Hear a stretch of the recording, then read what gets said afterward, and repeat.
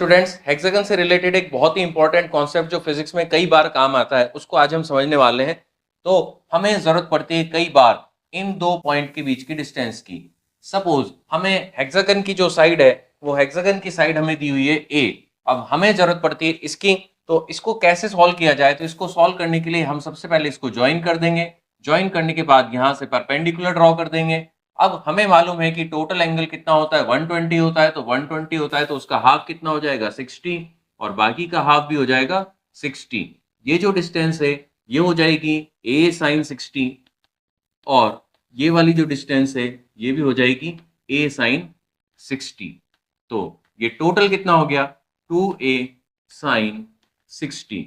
तो 2a sin 60, तो 2a √3/2, और यहां से आ जाएगा a√3। इसके अलावा और एक डिस्टेंस है जो हमें बहुत ज्यादा जरूरत पड़ती है, और वो है ये वाली। ठीक है ना, बिल्कुल ये वाली।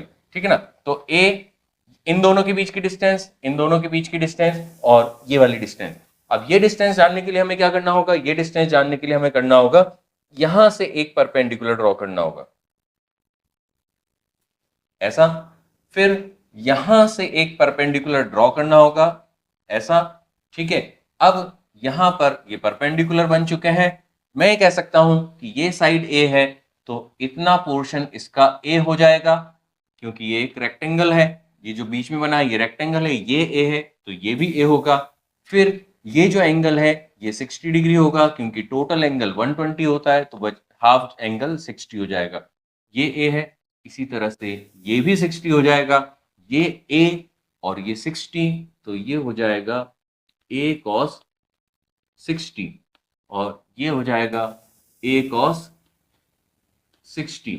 तो टोटल कितना हो गया, a cos 60 प्लस a और प्लस a cos 60, मतलब a/2 plus a plus a/2। तो कितना आ गया, 2a।